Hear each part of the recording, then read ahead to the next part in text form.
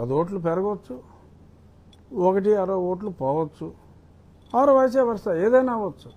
కానీ ఒక కులం వాడు మనోభావాలు దెబ్బతింటాయి.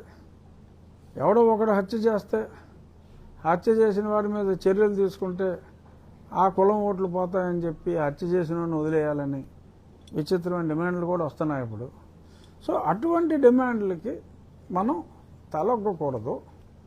సో చట్టంలో ఆర్ రాజ్యాంగంలో ఏదన్నా ఉంటే దాన్ని తూచా తప్పకుండా అమలు చేయవలసిన బాధ్యత అయితే ఉంది. దానికి ఓట్లకి ముడిపెట్టడం అనేది సమంజసం కాదు. So coming back to the main point, ఏదైతే ఇవాళ జడా శ్రావణ్ కుమార్ గారు అద్భుతంగా వాదించారో, అనుమతి లేకుండా చర్చిలు కానీ దేవాలయాలు కానీ ఉండకూడదు అని చెప్పారో, నేను ఒక ఎగ్జాంపులరీ మోడల్గా అనుమతులన్నీ తీసుకొని అది ప్రారంభించి, ఆ ప్రారంభించిన రోజు నుంచి మరి జడ శ్రావణ్ గారు చెప్పిన దానికి అనుకూలంగా, నన్ను శత్రువుగా చూస్తున్నాడు ఆయన, అయినప్పటికీ నేను ఆయన ఈ విషయంలో మిత్రుడిగా చూసి ఆయన మనోభావాలు ప్రతిబింబించేలా అనుమతి లేని, అంటే ఆయన చర్చిలు స్పెసిఫిక్గా మాట్లాడారు కాబట్టి అనుమతి లేని చర్చిలు ఏదన్నా ఉంటే డెఫినెట్గా వాటి మీద చర్యలు తీసుకోవాలని, అలాగే రైట్ టు ఇన్ఫర్మేషన్లో మొన్న ఒక జిల్లా ఇంకొన్ని మండలాల్లో ఒక హిందూ దళిత సమాఖ్య వారి అవకాశాలు దెబ్బతింటున్నాయి కాబట్టి హిందూ దళితుల తరఫున కూడా నేను కూడా వారికి మద్దతుగా ఉన్నాను కాబట్టి వాళ్ళు రైట్ టు ఇన్ఫర్మేషన్లో ఎంతమంది పాస్టర్లు ఎస్టీ సర్టిఫికేట్స్తో ఉన్నారు చింతాడ ఆనందరాగా అనే ఇన్ఫర్మేషన్ ఆనంద్ కేసు రాకముందే రైట్ టు ఇన్ఫర్మేషన్లో కలెక్ట్ చేసుకుంటే ప్రసన్న కుమార్ అని ఒక దళిత నాయకుడు అరౌండ్ 50% ఎస్సీ సర్టిఫికేట్స్తోనే ఉన్నారు. అంటే ఇతర కులాల వాళ్ళు కూడా ఉంటారు కదా. ఇప్పుడు పాస్టర్, ఇప్పుడు అతను ఏషియా బిగ్గెస్ట్ చర్చ్ ఇందాక మాట్లాడుకున్న అతను కాపట, కే పాల్ గారు కూడా కాపే కదా. అలా మందకృష్ణ మాదిగ గారు చెప్పినట్టు ఎంతోమంది పెద్ద పెద్ద పాస్టర్లో ఇతర కులాల వాళ్ళు ఉన్నారు. ఓకే, అది వారి మనోభీష్టం. ఇక్కడ పాస్టర్గా ఉండి కూడా ఎస్సీ సర్టిఫికేట్తో ఉండటం కుదరదు అని చెప్పి సుప్రీంకోర్టు, ఎవరైనా హూ ఎవర్ ప్రొఫెసర్స్, ఇప్పుడు ప్రథమ నీల్ కుమారుడు పివి సునీల్ కుమార్ గారు గతంలో ఆయన క్రిస్టియానిటీ గురించి నువ్వు నాకు నచ్చాలో ప్రకాష్ రాజ్ ప్రార్థనలాగా చెప్పాడు ఆయన. ఓ భగవంతుడా, మాకు పూజించుకుంటానికి ఒక చర్చ్ ఇచ్చావు, చదువుకుంటానికి ఒక కాన్వెంట్ ఇచ్చావు. సో ఇది చర్చ్ ఇచ్చావు నాకు, నువ్వు ప్రార్థించుకుంటాను. కానీ మరి ఆయన చర్చిలోనే ఉన్నారు. సరే, అలా తల్లిగారు క్రిస్టియన్ సమాధి ఉన్నప్పుడు క్రిస్టియన్ సమాధి తల్లిగారికి ఉందని చెప్పి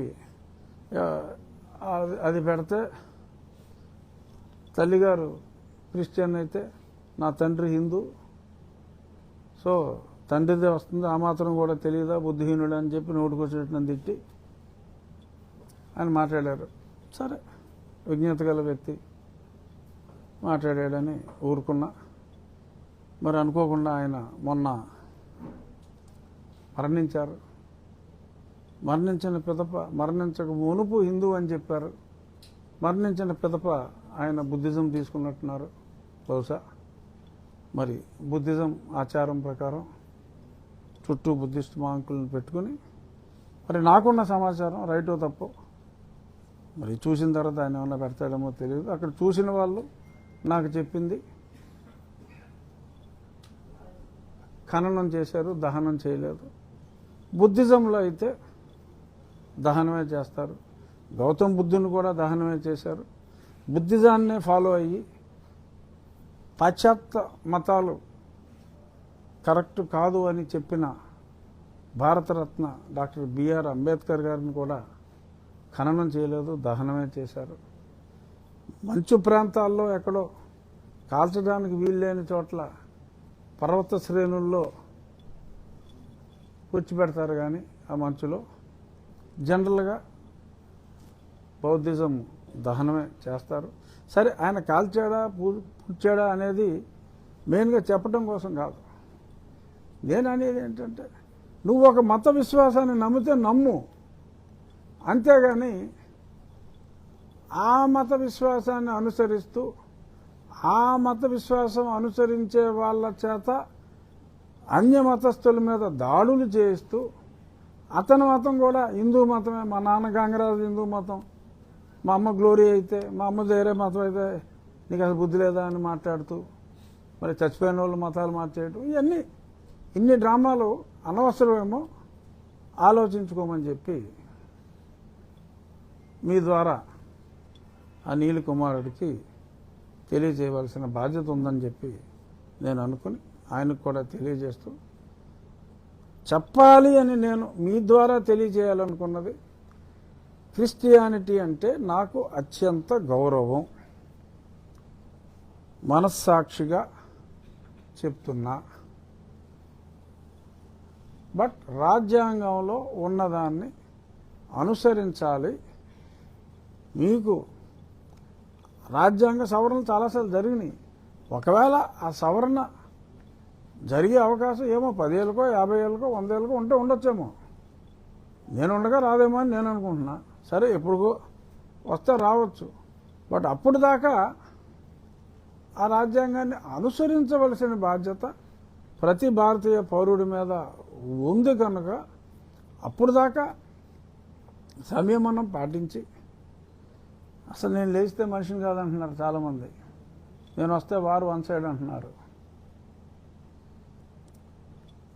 ఆడవడు అజయ్ కుమారో ఏమన్నాడు, తూర్పుగోదావరి నాది క్రైస్తవులది, పశ్చిమ గోదావరి క్రైస్తవులది, కృష్ణా క్రైస్తవులది, గుంటూరు క్రైస్తవులది, 1,60,00,000 మంది ఉన్నారు, మేము ఎవరికి చెప్తే వాళ్ళే నెక్కుతారు అని ఛాలెంజ్ చేస్తా, హిందూ మతాన్ని అవహేళన చేస్తా, నోటుకొచ్చినట్టు వాగితే అయ్యి బాబా వాళ్ళు ఓట్లు పోతాయేమో అనే భయంతో, అంటే ఆ సోషల్ ఫ్యాబ్రిక్ని ఇంత అసహ్యంగా మాట్లాడి ఇళ్లలోకి వచ్చేసి బలవంతంగా ఇలాంటి మార్పిళ్ళకి గురి చేసినప్పుడు, భారతదేశంలో 13 రాష్ట్రాల్లో, మొన్ననే మహారాష్ట్రలో కూడా మతం మారి స్వేచ్ఛ ఉంది. మతం మార్చే స్వేచ్ఛ ఇవ్వాల, బలవంతంగా మతం మార్చే స్వేచ్ఛ రాజ్యాంగంలో ఇవ్వాల. ఆ స్వేచ్ఛ తీసుకుంటున్నారు. ఆ తీసుకోవటం సమంజసం కాదు. స్పష్టంగా చట్టం ఉండాలి కనుక ఆ రాష్ట్రాల్లో ఆ చట్టాన్ని ప్రవేశపెట్టారు, 13 రాష్ట్రాల్లో. మరి మన రాష్ట్రంలో కూడా ఇవాళ మరి ఎక్కడెక్కడ పాస్టర్లో వచ్చి ఈ రాజ్యం మాది, అధికారం మాది, అధికారం మా మతాంది అని చెప్పి ఇంత విశృంఖలంగా మాట్లాడుతూ ఉంటే, రికార్డులో 2% క్రైస్తవులు, రియాలిటీ 22%. మరి అజయ్ అన్నాడు గొంతు అరుస్తూ కేకలేసి వాడు చెప్పిన ప్రకారం అయితే ఆల్మోస్ట్ 30% చెప్తున్నాడు లెక్క. 1,60,00,000 అంటే అంతేగా, ఆల్మోస్ట్ 30% చెప్తున్నాడు 5,5.5 కోట్ల జనాభాలో. సో ఆ రకంగా మాట్లాడుతున్నారు. పోనీ 22 అనుకున్నా, 2 అని చూపెడుతున్నారు. ఏంటి అవసరం అంటున్నా, 22 అయితే 22 అని చెప్పండి, 2 అని చెప్పి అబద్ధం ఎందుకు చెప్పాలి? ఇది సమంజసం కాదు. ఇది కాదు అని చెప్పినందుకు నాకు మా పార్టీ నాయకుడు పెద్దాయన చంద్రబాబు నాయుడు గారికి ఏదో అగాధం ఉన్నట్టుగా వీళ్ళకి ఊహించేసుకుని నోటుకు వచ్చినట్టు రాసేసుకుంటున్నారు. అటువంటిది ఏమీ లేదు. రాజ్యాంగ స్ఫూర్తితో రాజ్యాంగం ప్రకారం నేను నడుచుకుంటున్నాను. సో కాబట్టి ఇటువంటి నడకని తప్పు అని ఎవరు కూడా చెప్పరు. దీని మీద మీ అభిప్రాయాలు రాజ్యాంగం మీద మీ అభిప్రాయాలు ఏంటో, మీ సొంత అభిప్రాయాలు ఏమన్నా ఉంటే ఏమన్నా కాంట్రడిక్ట్ చేయండి. నేను ఏమన్నా సమాధానం చెప్పగలిగితే సమాధానం చెప్తా.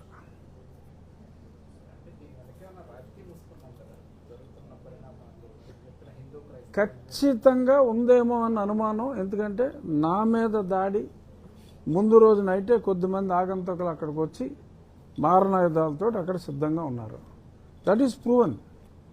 ఎందుకంటే అప్పటికప్పుడు ఎమోషన్లో జరిగితే చక్కకి మేకులతో వచ్చి దాడి చేయటం, ఆ కుక్కలతోటి ఈ మీద కన్నాలు వేసేయటం, ఇది జరిగేది కాదు. ఖచ్చితంగా ఒక భయానక వాతావరణం సృష్టించి ఇది ఒక రకంగా దేవాలయాల మీద ఇండైరెక్ట్గా దాడి ఏ లెవెల్లో ప్లాన్ చేశారనేది తెలీదు.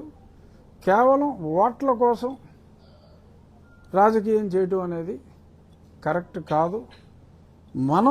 మనం చేసుకున్న చట్టాలని మనం ఫాలో అవ్వటానికి కూడా ఏమో ఓట్లేస్తే వారు ఓట్లేరేమో అని భయపడి నిర్ణయాలు తీసుకోవటం ఎవరికి కూడా, ఏ పార్టీకి కూడా అది సమంజసం కాదు. సోషల్ ఫ్యాబ్రిక్ని కాపాడవలసిన బాధ్యత అన్ని పార్టీల మీద ఉంది. ప్రభుత్వం ఏదైనా కావచ్చు, గత ప్రభుత్వం అయినా దేశుడు వాళ్ళు ఐ థింక్ ఎంకరేజ్ చేసినట్టున్నారు గట్టిగా, అందుకని ఇంత ర్యాంపెంట్గా పెరుగుంటుంది. బట్ కంట్రోల్ చేయవలసిన బాధ్యత డెఫినెట్గా ఉంది. కుట్ర కోణం అయితే ఖచ్చితంగా ఉంది అని నేను భావిస్తున్నా.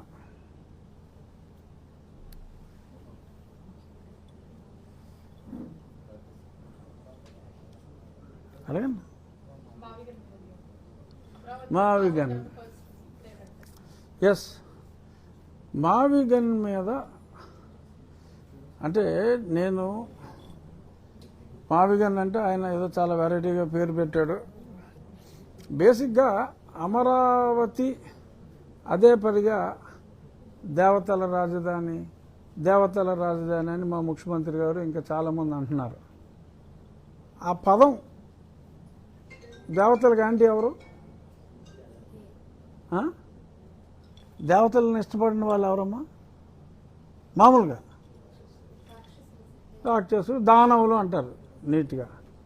దేవతలు అన్న పేరు చెప్తేనే చిరాకుపడి దానవులు. అందుకని దేవతల రాజధాని అని అంటూ మానేస్తే ఇంకా ఆయన కూడా కొత్త కొత్త పేర్లు పెడుతూ మానేస్తాడేమో అని నేను అనుకుంటున్నా. అతను దానవుడని నేను డైరెక్ట్గా అంటలా, మావిగన్ని. కానీ అదే పనిగా దేవతల రాజధాని అన్న వలన ఇరిటేషన్ వచ్చి దానికే అతను పేరు మార్చేయడమో అనుకుంటున్నాను తప్ప, ఇప్పుడు జగన్మోహన్ రెడ్డి చెప్పింది ఏంటి? మావిగన్ అంటే మచిలీపట్నం నుంచి ఏదో బెజవాడ, గుంటూరు, ఈ రెండింటి మధ్యన మంగళగిరి అన్నీ ఉన్నాయి కదా, ఇదే చెప్పాడు ఆయన. మీరు సిఆర్డిఏ ఒకప్పుడు మా తాతగారు చైర్మన్ చేశారు, ఫస్ట్ అమరావతి సీమ అర్బన్ డెవలప్మెంట్ అథారిటీ. అప్పుడు బెజవాడ, గుంటూరు, మంగళగిరి, తెనాలి ఇవన్నీ ఉన్నాయి. ఇప్పుడు కూడా ఒక రింగ్ రోడ్ ప్లాన్ చేశారు చంద్రబాబు నాయుడు గారు. రింగ్ రోడ్డు ఆల్మోస్ట్ 20 కిలోమీటర్లు బిఫోర్ బందర్ ఉంది, ఇటు నందిగామ దాకా ఉంది హైవే. ఆ చుట్టూ హైవే సెంటర్లో ఉంటుంది, దాని చుట్టూ ఒక రింగ్ ఫామ్ చేశారు. దీన్ని క్యాపిటల్ రీజియన్ డెవలప్మెంట్ అథారిటీ అని పెట్టారు. దానికి ఏంటి, కోర్ క్యాపిటల్ అని అక్కడ పెట్టారు. ఈయన ఏంటంటే హైవేలో ఆ మూలేమో కోటెట్టు, ఈ మూల గుంటూరులోనేమో గన్ అని వస్తుంది కదా, అక్కడేమో సెక్రటేరియట్, రోజు ఇక్కడి నుంచి కోర్టుకేమో అక్కడికి వెళ్తారు. లేదంటే ఇంకో అసెంబ్లీ ఎక్కడో ఉంటే ఈ అధికారులందరూ వాళ్ళు ఇంకో దగ్గర పెట్టు అని ఒక విచిత్రమైన ఆలోచనతో ఆయన వచ్చాడు. బట్ అతను ఏదైతే మావిగన్ రీజియన్ అన్నాడో దట్ ఈస్ ఎంబెడెడ్ ఇన్ సిఆర్డిఏలో జగన్మోహన్ రెడ్డి గారి మావిగన్ ఇమిడి ఉంది. ఇక కోర్ క్యాపిటల్ ఏరియా మొత్తం అంతా అక్కడ ఒక మంచి ప్లానింగ్తో ఆయన చంద్రబాబు నాయుడు గారు చేశారు. సెల్ఫ్ సస్టైనింగ్ మోడల్గా పెట్టారు. ఇప్పుడు దాకా ఎంత ఖర్చు పెట్టారు? ఓ 15,000 కోట్లు 20,000 కోట్లు అయింది. ఇంకొంత ఖర్చు పెడితే ఆ మిగిలిన స్థలం ఇవాళ హైదరాబాదులో మరి స్థలం రేట్లు ఒకప్పుడు గచ్చిబౌలి ఏరియా చంద్రబాబు నాయుడు గారు ముఖ్యమంత్రి కింద ఉండగానే 5 లక్షల ఎకరం. ఏపీఐఐసి వాళ్ళు అన్నీ కూడా 5 లక్షలు 10 లక్షల మధ్యన ఎక్వైర్ చేశారు. ఆనందంగా ఇచ్చేశారు. ఇచ్చేవాళ్ళు కూడా ఏ గొడవలు లేకుండా ఇచ్చారు. 100 కోట్లకు అమ్ముడైంది ఇప్పుడు 20 సంవత్సరాల్లో. సరే 100 కాకపోవచ్చు, కనీసం 10-15 అమ్ముడవుతుందని లెక్క. సో ఇంత ల్యాండ్ బ్యాంక్ ఉంటే అది తీసుకున్న అప్పు తీర్చవలసిన టైంకి అది పెరుగుతుంది, సెల్ఫ్ సస్టైనింగ్ మోడల్ అవుతుంది, ఒక బ్యూటిఫుల్ సిటీ ప్లాన్డ్గా డెవలప్ అవుతుంది. ఈ హైవే పక్కన మావిగన్ గారు చెప్పినట్టు హైవే పక్కన ఏమైనా ఎక్వైర్ చేయగలరా? హైవే పక్కన ఆల్రెడీ 2 కోట్లు ఉంటుంది ల్యాండ్ వాల్యూ. మీరేమో ఎక్వైర్ చేయలేరు. డెవలప్మెంట్కి తీసుకుంటానంటే హైవే పక్కన ఎవరు ఆల్రెడీ డెవలప్ అయిపోయింది. బందర్లో పోర్టు వచ్చేస్తుంది కదా, ఇంక చేయడానికి ఏముంది అక్కడ? సో ఆల్రెడీ చంద్రబాబు నాయుడు గారి విజన్ డాక్యుమెంట్లో ఇతను చెప్పిన మావిగన్ ఈ టోటల్ ఏరియా ఎంబెడ్ అయి ఉంది. ఇదే కాకుండా వైజాగ్ అక్కడ ఎన్ని ఇండస్ట్రీస్ తీసుకొచ్చారు. ఇప్పుడు అనకాపల్లి దగ్గర almost 1.5 lakh to 2 lakh crore investment అక్కడ వస్తుంది. అక్కడ హిందూపూర్ దగ్గర ఎక్స్ట్రాడినరీగా అక్కడ కూడా డెవలప్ అవుతుంది. సో ఓవరాల్గా డెవలప్ చేసి జగన్మోహన్ రెడ్డి ఏంటంటే ప్రతిదానికి క్యాపిటల్ అని పేరెట్టుకుంటూ వెళ్ళాడు. క్యాపిటల్ అన్న పదాలు వాడకుండా అన్ని ఏరియాలు చంద్రబాబు నాయుడు గారు డెవలప్ చేస్తున్నారు. ఇక్కడ స్పెసిఫిక్గా ఒక క్యాపిటల్ అనేది ఒక బ్యూటిఫుల్గా తయారు చేద్దామని ఒక గొప్ప సంకల్పంతో ఆయన చేస్తున్నప్పుడు అభినందించాలి. పైగా అక్కడ ఎప్పుడు ఆయన మాట్లాడింది మావిగన్ను పార్లమెంట్లో అప్రూవ్ అయిపోయిన తర్వాత మీడియా సమావేశం పెట్టి మావిగన్ పెట్టి మళ్ళీ దానికి సమర్థన ప్రతిరోజు వారి సొంత పేపర్లో మావిగన్కి పెరుగుతున్న మద్దతు. ఏం పెరుగుతుంది మావిగన్కి మద్దతు? ఎందుకు పెరుగుతుంది? సో ఓకే, వాళ్ళ పేపర్లో వాళ్ళు రాసుకుంటున్నారు, చదువుకుంటున్నారు. బట్ మావిగన్ అనే పేరు లేకుండా సిఆర్డిఏలో ఆయన ఆలోచనలో ఉన్న మావిగన్ ఆల్రెడీ అందులో ఉంది కాబట్టి జగన్మోహన్ రెడ్డి గారి ఊహలు కూడా ముఖ్యమంత్రి గారి విజన్లో చక్కగా ప్రతిబింబించినాయి. సో కాబట్టి దేవతల రాజధాని అని పదే అని ఆయన ఇరిటేట్ చేయొద్దని చెప్పి నేను మా పార్టీ వారికి కూడా వీలైతే సూచిస్తాను. ఓకే మా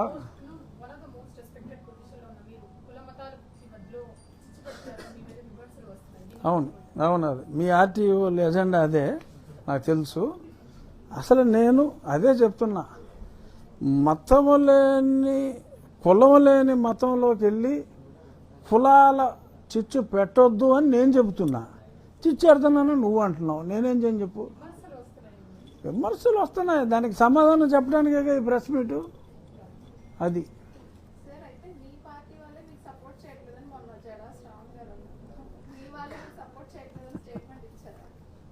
కాదమ్మా. ఇప్పుడు సపోర్ట్ అంటే ఏం చేయాలి? రఘురామకృష్ణరాజు జిందాబాద్ అనాలా? అపోజ్ చేయకపోవటమే సపోర్ట్ చేయటం. నేను ఏం మాట్లాడాను అసలు? నేను రాజ్యాంగబద్ధ పదవిలో ఉన్నాను కదా, దానికైతే ఇది మోస్ట్ రెస్పెక్టెడ్ అన్నాం, అంత ఉన్నా లేకపోయినా ఏదో ఎంతో కొంత ఉంది. నేను రాజ్యాంగబద్ధ పదవిలో ఉన్నాను కాబట్టి రాజ్యాంగంలో ఉన్నదాన్ని నేను చదివాను తప్ప నేను ఇప్పుడు చెప్పిన దాంట్లో అగేన్స్ట్ ది కాన్స్టిట్యూషన్ ఏమన్నా ఉందా? కాన్స్టిట్యూషన్ ప్రకారం మాట్లాడటం నేరమా? కాన్స్టిట్యూషన్ పట్టించుకోక్కర్లేదు, ఎప్పటి నుంచి ఎలాగే ఉంది కదా అని అంటాం నేరమా? This is my limited question. అది ఈ ప్రశ్న అడిగి మంచి పని చేశాడమ్మా. ఓకే.